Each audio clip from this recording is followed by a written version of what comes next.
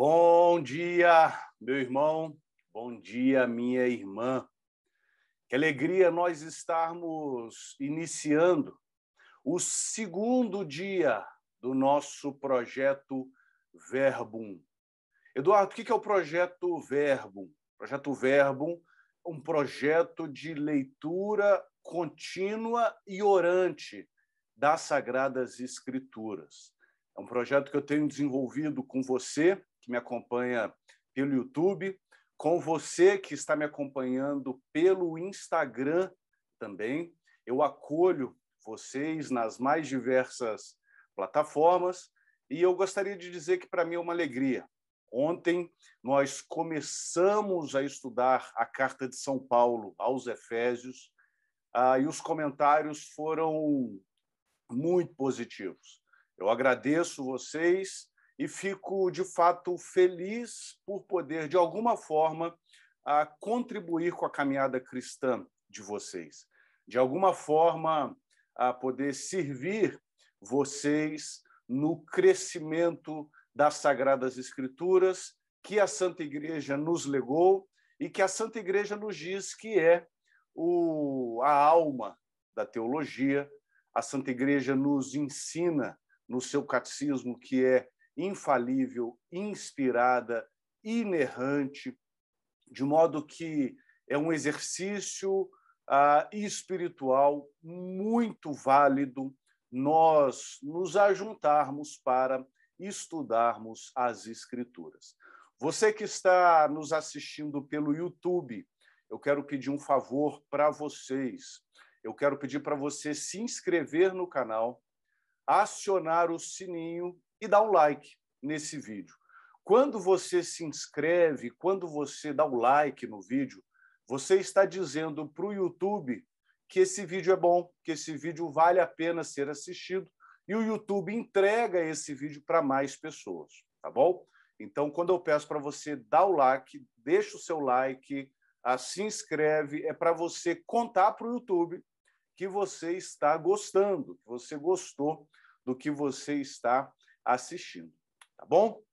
Bom, ontem eu já fiz a introdução, já expliquei sobre o contexto no qual a Carta de São Paulo aos Efésios foi escrita.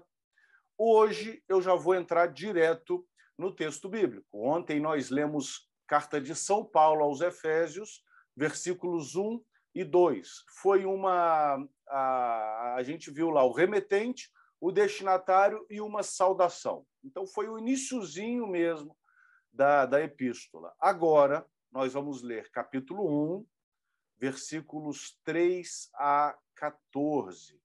Então, nós vamos fazer isso agora, tá bom? E o texto bíblico diz o seguinte, deixa eu tomar o meu café aqui,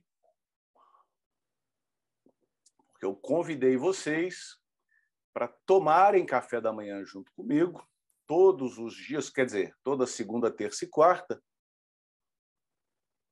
A gente vai tomar café junto, então eu também tomo o meu, você toma o seu. Daí. Carta de São Paulo aos Efésios, capítulo 1, a partir do versículo 3. Bendito seja o Deus e Pai de nosso Senhor Jesus Cristo, que nos abençoou com toda a bênção espiritual nos céus, em Cristo. Nele, Deus nos escolheu antes da fundação do mundo, para sermos santos e íntegros diante dele, em amor, conforme o desígnio benevolente de sua vontade. Ele nos predestinou à adoção como filhos, por obra de Jesus Cristo, para o louvor da sua graça gloriosa, com que nos agraciou no seu amado. Nele, e por seu sangue, obtemos a redenção e recebemos o perdão dos nossos pecados, segundo a riqueza da graça que Deus derramou profusamente em nós, abrindo-nos para toda sabedoria e inteligência. Ele nos fez conhecer o mistério da sua vontade, seguindo o segundo o desígnio benevolente que formou desde sempre em Cristo, para realizá-lo na plenitude dos tempos, a saber, recapitular tudo em Cristo, tudo o que existe no céu e na terra. Em Cristo, segundo o propósito daquele que faz tudo de acordo com a decisão da sua vontade, fomos feitos seus herdeiros predestinados a ser, para louvor da sua glória, os primeiros a pôr em Cristo nossa esperança. Nele também vós ouvistes a palavra da verdade, a boa nova da vossa salvação. Nele acreditastes e recebestes o selo do Espírito Santo da promessa, que é a garantia da nossa herança, até o resgate completo e definitivo para o louvor da sua glória. Vamos rezar? Em nome do Pai, do Filho, do Espírito Santo. Amém. Deus Todo-Poderoso, nós vos louvamos por esse texto tão precioso que o vosso Espírito Santo inspirou São Paulo a escrever. Muito obrigado pela riqueza de vossa palavra. Muito obrigado porque vossa palavra traz luz para o nosso caminho, traz vida para as nossas vidas. Eu peço, Senhor, que o estudo de vossa palavra não traga somente mais informações para nós, mas que traga, de fato, transformação. Eu peço também que o Senhor possa me usar, apesar de mim mesmo. Nesse sentido, eu vos peço a intercessão do vosso servo, São Jerônimo. São Jerônimo, rogai por nós, para que nós possamos conhecer as Escrituras e assim conhecer a Cristo. E nessas intenções dizemos: Ave Maria, cheia de graça, o Senhor é convosco. Bendita sois vós entre as mulheres, bendito é o fruto do vosso ventre, Jesus. Santa Maria, Mãe de Deus, rogai por nós, pecadores, agora e na hora de nossa morte. Amém. Em nome do Pai, do Filho, do Espírito Santo. Amém. Muito bem. Eu acolho você que chegou na transmissão ao vivo do Instagram. Tem um tempinho que a gente começou, mas teve gente que chegou depois. Eu acolho vocês e também acolho vocês que nos acompanham pelo YouTube. Eu quero conversar com vocês sobre esta passagem, uma passagem muito rica, muito profunda, e para que a gente possa, de fato, entender da melhor maneira possível o que diz aqui o texto bíblico, eu quero conversar com vocês sobre a estrutura desta passagem. Por quê? É uma passagem relativamente longa, né? São 11 versículos, do versículo 3 ao versículo 14, então são 12 versículos. Então é uma passagem relativamente longa, mas se a gente entender a estrutura dessa passagem, e se você vai acompanhar comigo esse projeto, né, o Projeto Verbo, eu sugiro que você fique com a sua Bíblia aí do seu lado a tiracolo, tá bom? Então, se você vai acompanhar comigo esse projeto, pegue a sua Bíblia, pegue o seu caderninho de anotações para você entender a estrutura desta passagem. Vamos lá. A primeira coisa que você precisa saber: esta passagem é um hino trinitário. Essa passagem é um hino de louvor à Santíssima Trindade. Você vai perceber no versículo 3, São Paulo se referindo ao Deus Pai, No versículo 7, ele fala de Cristo, e no versículo 13, ele fala do Santo Espírito. Então, essa passagem é dividida nessas três partes. Quando ele fala sobre o Pai, sobre o Filho e sobre o Espírito Santo. Né? Versículo 3, Pai, versículo 7, Filho, versículo 13, Espírito Santo. E cada uma dessas três partes, São Paulo encerra exclamando um grito, por assim dizer, de louvor a cada uma das pessoas da Santíssima Trindade. Como que é isso, Eduardo? Ele termina cada uma dessas três partes em que esse hino se divide, clamando para o louvor da sua glória, para o louvor da sua glória, para o louvor da sua glória. Aonde que a gente lê isso? Nos versículos 6, 12 e 14. Então ele fala o Pai, o que o Pai fez e diz para o louvor da sua glória. O Filho, o que o Filho fez e diz para o louvor da sua glória. O Espírito, o que o Espírito fez para o louvor da sua glória. Então a gente vai ver então o que cada pessoa da Santíssima Trindade fez para que nós pudéssemos alcançar a visão beatífica.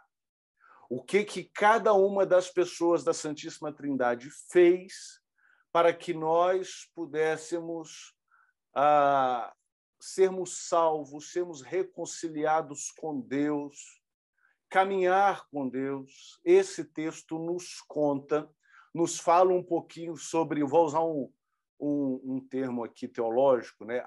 Sobre a economia intratrinitária, sobre como cada uma das pessoas da Santíssima Trindade atuam entre si nessa belíssima dança trinitária, por assim dizer, na qual cada pessoa cumpre o seu papel, cumpre aquilo que foi eternamente designado, de maneira bela, de maneira como um propósito comum que existe dentro da Santíssima Trindade.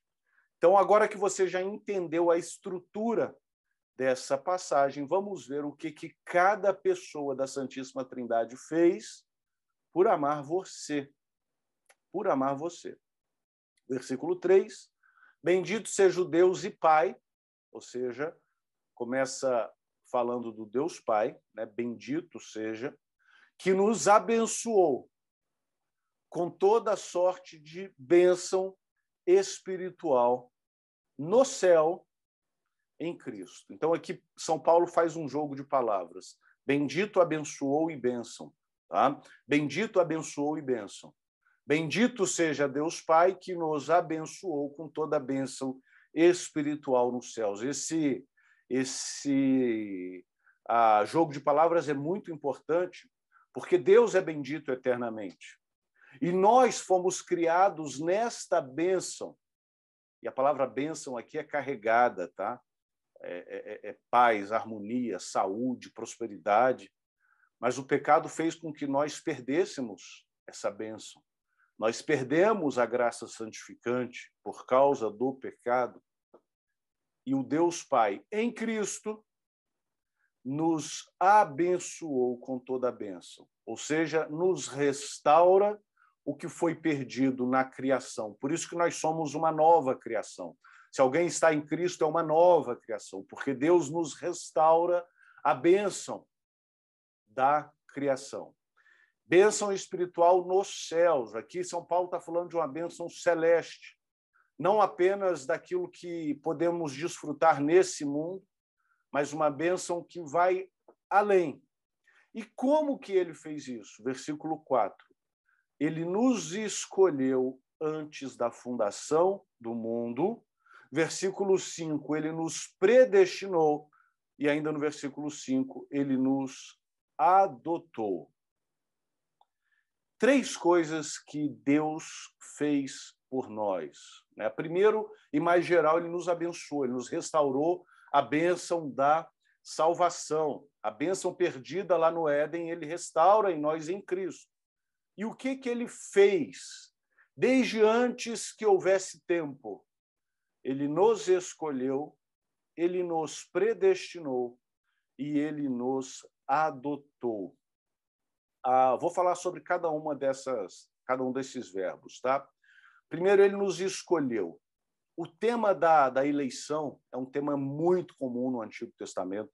Deus escolheu Abraão, Deus escolheu Moisés, Deus escolheu Jeremias, desde quando Jeremias ainda estava no ventre da mãe dele.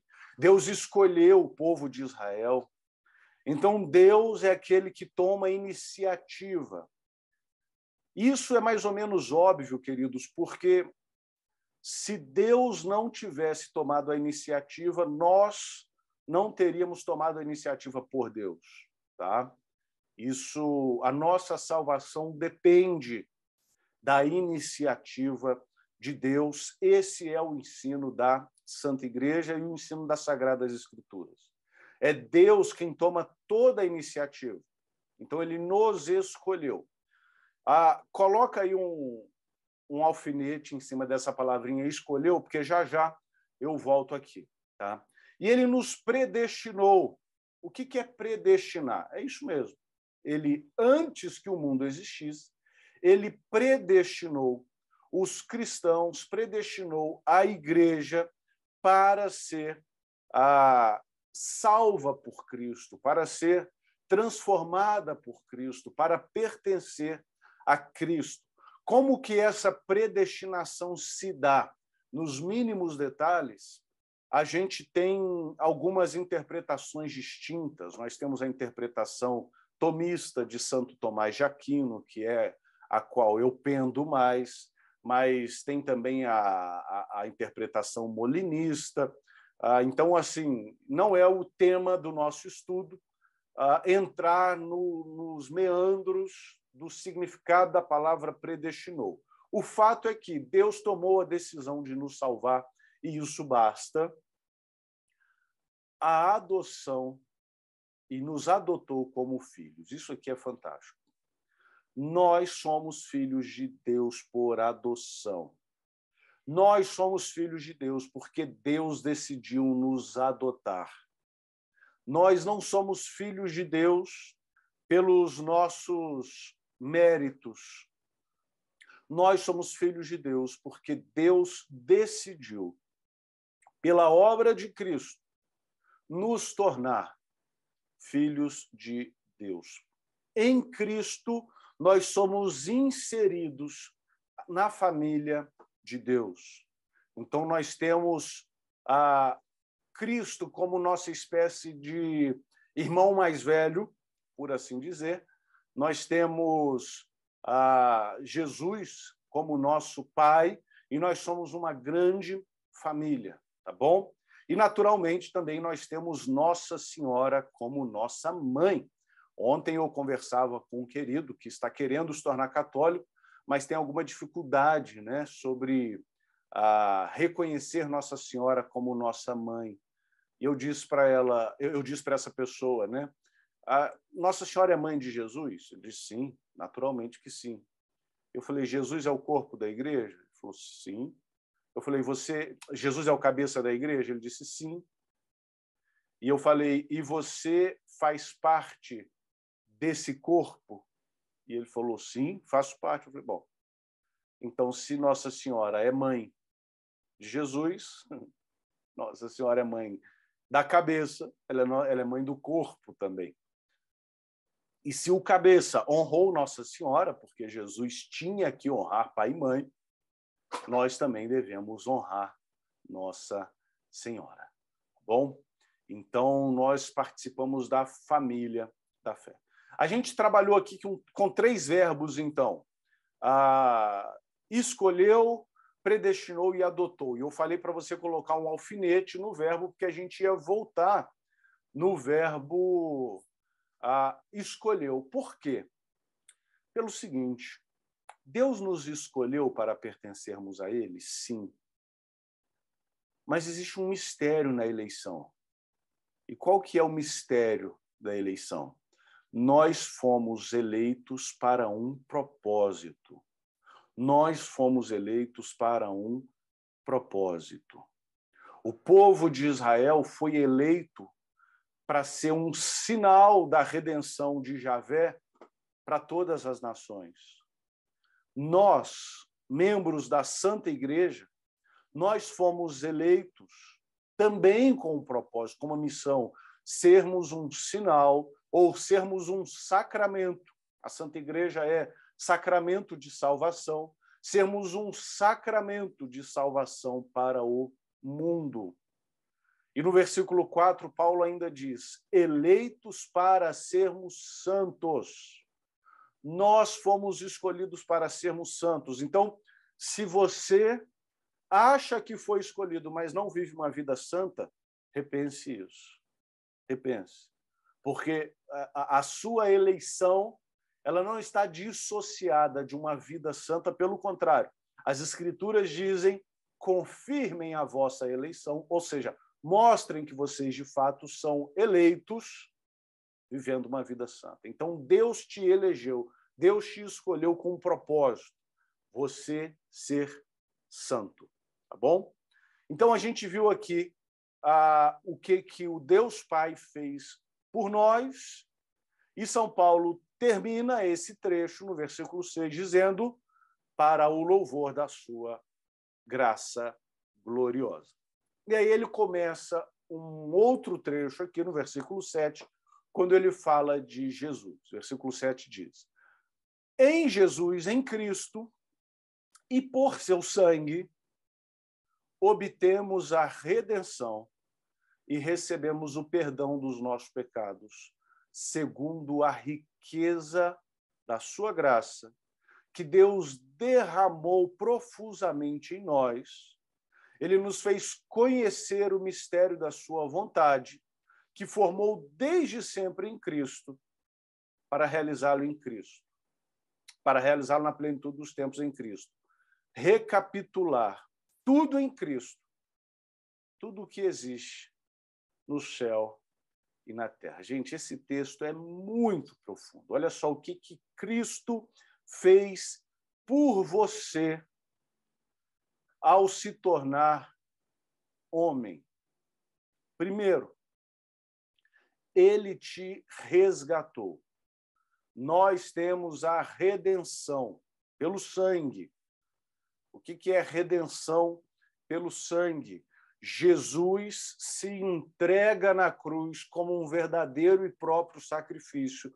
Jesus se entrega voluntariamente, como vítima, como holocausto de amor ao Pai, e derramando o seu sangue, ele nos redime.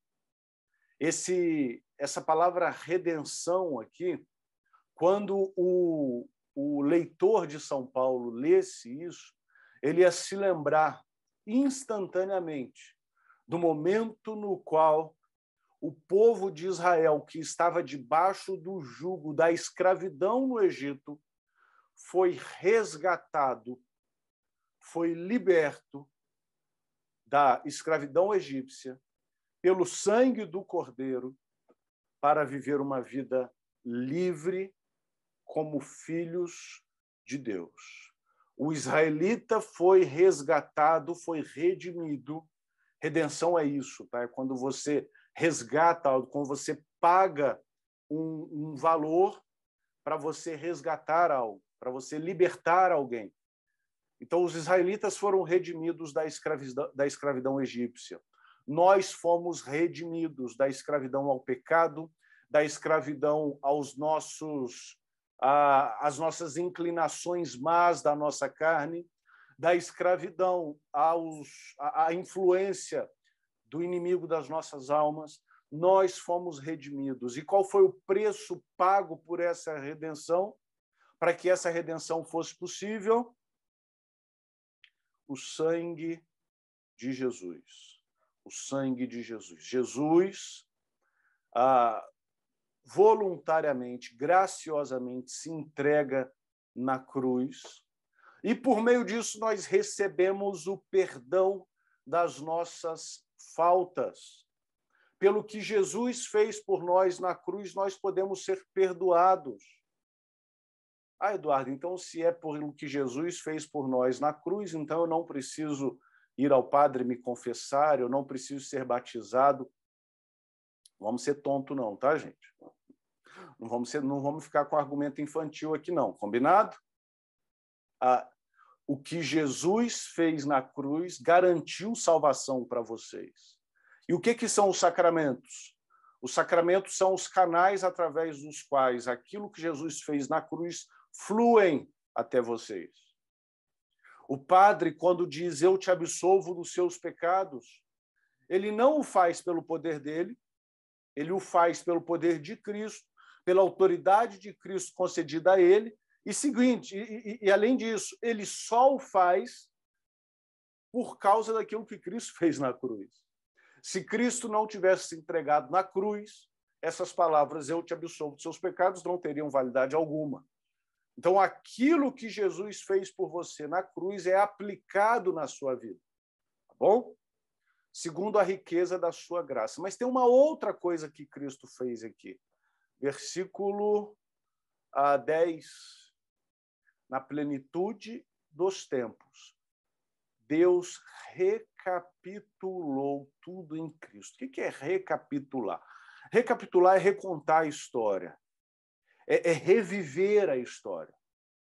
Então, Deus criou Adão e Eva. E Adão e Eva falharam.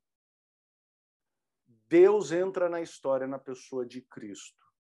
E Cristo é o novo Adão, que recapitula Adão, ou seja, ele revive a história como novo homem, como o homem sem falha, sem mancha, sem mácula, o homem perfeito, e ele pode nos tornar novos homens também.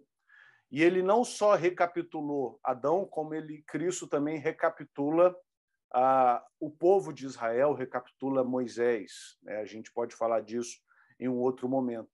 Mas o fato é que em Cristo todas as coisas foram restauradas, todas as coisas, não apenas a sua alma, seu corpo, a gente crê na ressurreição do corpo, o universo, a criação, tudo foi restaurado em Cristo. E nós lemos no versículo 12 que isso tudo aconteceu para o louvor da sua glória. Então, a gente já viu aqui o que o Deus Pai fez e o que Deus Filho fez na nossa salvação.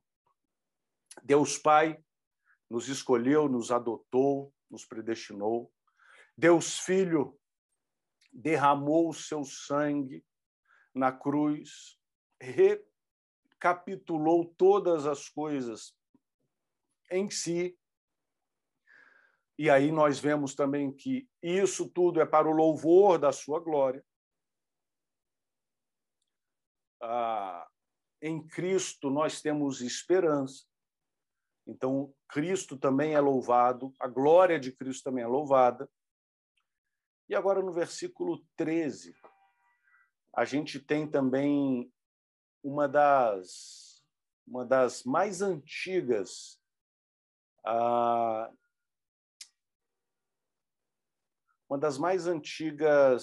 um dos mais antigos hinos de louvor à terceira pessoa da Santíssima Trindade, ao Espírito Santo. Como eu disse para vocês, esse é um hino trinitário, e aqui nós temos uma parte em que fala do Santo Espírito, e é belíssimo. Tá? O que o Santo Espírito fez na nossa salvação? Versículo 13. Nele também vós ouvistes a palavra da verdade, a boa nova da vossa salvação, e nele acreditastes e recebestes a marca do Espírito Santo da promessa. a marca do Espírito Santo da promessa, que é a garantia da nossa herança. Gente, aqui a gente tem algumas coisas muito, muito importantes a gente trabalhar. O que acontece quando a gente é batizado, quando nós somos inseridos no corpo de Cristo? Nós recebemos o selo, algumas traduções dizem marca, como essa que eu estou usando, mas a melhor tradução aqui é selo do Espírito Santo da promessa. E o que é o selo do Espírito Santo? O selo do Espírito Santo é o seguinte: na antiguidade, quando reis enviavam correspondências, eles derramavam cera derretida, né, sobre a correspondência, e o rei tinha um anel que só ele tinha, e ele selava essa correspondência com o anel dele. E todos aqueles que recebessem essa correspondência saberiam que essa correspondência procede do rei. É exatamente esse sentido. É exatamente esse sentido. Quando Paulo diz que quando nós cremos em Cristo, ou seja, quando nós somos inseridos na família de Deus, nós recebemos o selo do Espírito Santo. O Espírito Santo vem habitar em nós. E qualquer pessoa, ao olhar para você e reconhecer o selo do rei, vai saber que você pertence ao rei. Olha a importância de você cultivar uma vida com o Espírito Santo, a terceira pessoa da Santíssima Trindade. O Deus que vem habitar em você. Só que é o selo do Espírito Santo, primeira coisa, mas é o Espírito Santo da promessa. O Espírito Santo é aquele que foi prometido. Deus prometeu enviar para você o Espírito Santo desde sempre. Os profetas, aliás, lá com Abraão, Deus prometeu o Espírito Santo. Depois, ao longo dos profetas, eis que derramarei o meu Espírito sobre toda a carne. A vinda do Espírito Santo habitar em nós era algo ansiado pelo israelita. E hoje nós temos o Espírito Santo dentro de nós e o Espírito Santo guiando a sua santa igreja. O Espírito Santo prometido hoje é uma realidade nas nossas vidas, e eu quero terminar essa reflexão com a terceira palavrinha que São Paulo usa para se referir ao Espírito Santo, que é a palavrinha garantia. Garantia. O que é garantia, gente? Olha, eu vou pegar um dinheiro emprestado com você, mas eu vou deixar o meu carro como garantia. O que é essa garantia? Garantia de que eu vou pagar. Aí, Eduardo, mas você está usando uma transação comercial para falar do Espírito Santo? Que coisa mundana. Não é mundano, não. Foi o próprio São Paulo que usou esse termo. O termo grego aqui, para a palavra garantia, o termo que São Paulo usou, é o termo arrabon. Arrabon é a palavra grega. E o que significa arrabon? Arrabon você pode pesquisar depois num dicionário grego, tá? Arrabon é um termo do mundo do comércio. É um termo do mundo dos negócios no mundo greco-romano antigo. E é um termo que se referia ao pagamento de uma primeira parcela que garantiria o pagamento do valor devido. Olha que interessante, gente. São Paulo se utiliza de um termo do mundo dos negócios para se referir ao Espírito Santo. E que termo é esse? Arrabon. O pagamento de uma primeira parcela, e esse pagamento garante que as demais parcelas serão pagas. Eduardo, o que isso tem a ver com a nossa vida? Muito simples. Deus prometeu nos levar para uma realidade onde não haverá mais lágrimas, mais dor, mais sofrimento. Deus prometeu nos levar para o céu se nós fizermos aquelas 3 coisas, né? Arrepender, acreditar e amar. Arrepender dos seus pecados, acreditar na obra de Cristo e, como consequência disso, ter uma vida sacramental e amar. Viver uma vida que expressa aquilo que Cristo fez com você, uma vida de boas obras, uma vida bonita, tá? Deus prometeu isso. Se você vive arrependido, se você vive acreditando e se você vive amando, você pode ter certeza. Você pode ter a garantia, vou usar o termo bíblico aqui, né, de que você vai obter essa visão beatífica. Mas você diz o seguinte: eu creio em Cristo, eu procuro viver uma vida sacramental, eu me arrependo dos meus pecados, eu procuro viver uma vida bonita, que demonstre o amor a Deus, mas eu passo por tantas situações de dor, de sofrimento, de desesperança. Como que eu posso ter certeza de que aquilo que Deus prometeu, Ele vai cumprir? E aí o próprio Deus te entrega um arrabom. O próprio Deus, Ele não devia nada a ninguém, mas Ele decide te entregar uma garantia de que Ele vai cumprir o que Ele prometeu. E qual que é essa garantia? É o Espírito Santo habitando em você. O Espírito Santo já faz com que você experimente realidades do reino vindouro. O reino que já está presente, mormente pela presença do Espírito Santo, mas que não está presente em sua plenitude. Então, o reino vindouro, o reino definitivo virá, mas nós já podemos experimentar, saborear esse reino vindouro. Como? Pela presença do Espírito Santo em nós. Por causa desse Espírito Santo, todas as vezes que você é impelido pelo Espírito Santo a ir ao confessionário e confessar as suas faltas, receber a absolvição dos pecados, ali você recebe um antegosto, você saboreia o reino.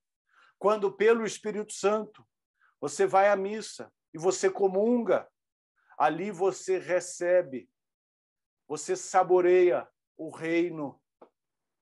E de tantas outras formas, você pode saborear o reino. Mas qual que é a garantia de que você não vai ficar só no antegosto? Qual que é a garantia de que você vai banquetear no reino de Deus? O Espírito Santo, para o louvor da sua glória. Deus abençoe vocês. Que você tenha uma terça-feira abençoada na presença do Senhor. Que essa passagem possa encher o seu coração de esperança e transformar a sua vida. O Pai te escolheu. O Filho morreu na cruz por você. E o Espírito te selou. E ele é o arrabom, a garantia da sua herança. Deus abençoe vocês. Tenham todos uma excelente terça-feira na presença do Senhor, debaixo da proteção de Nossa Senhora. Tchau.